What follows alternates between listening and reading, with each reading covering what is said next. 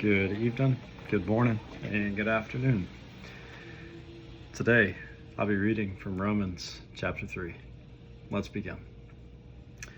What advantage then hath the Jew, or what profit is there of circumcision?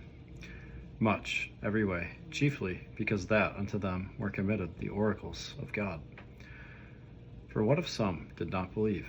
Shall their unbelief make the faith of God without effect? God forbid, yea. Let God be true, but every man a liar, as it is written, that thou mightest be justified in thy sayings, and mightest overcome when thou art judged. But if our unrighteousness commend the righteousness of God, what shall we say? Is God unrighteous, who taketh vengeance? I speak as a man. God forbid, for then how shall God judge the world? For if the truth of God hath more abounded through my lie unto his glory, why yet am I also judged as a sinner? And not rather, as we be slanderously reported, and as some affirm that we say, let us do evil, that good may come, whose damnation is just. What then? Are we better than they? No, in the wise. For we have before proved, both Jews and Gentiles, that they are all under sin. As it is written, there is none righteous, no, not one. There is none that understandeth. There is none that seeketh after God. They are all gone out of the way. They are together become unprofitable. There is none that doeth good, no, not one. Their throat is an open sepulchre. With their tongues they have used deceit. The poison of asps is under their lips, whose mouth is full of cursing and bitterness. Their feet are swift to shed blood. Destruction and misery are in their ways, and the way of peace have they not known. There is no fear of God before their eyes. Now we know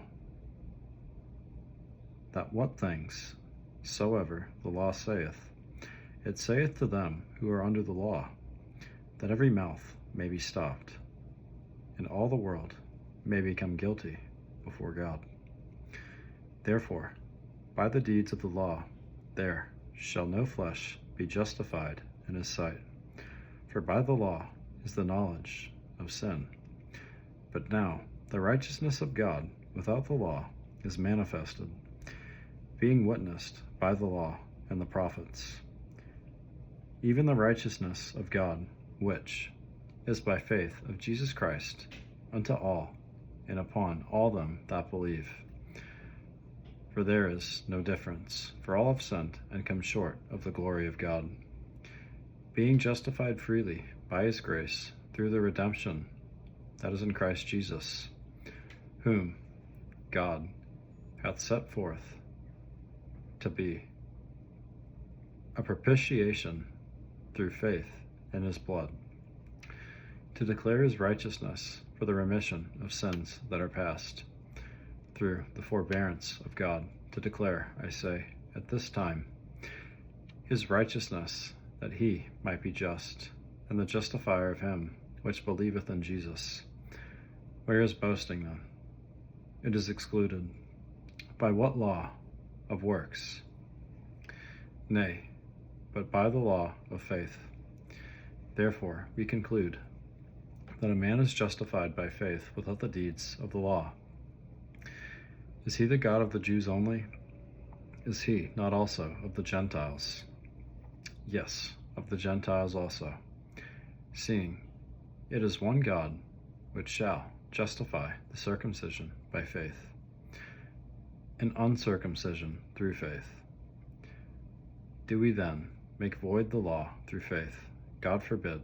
Yeah, we establish the law. God bless you guys.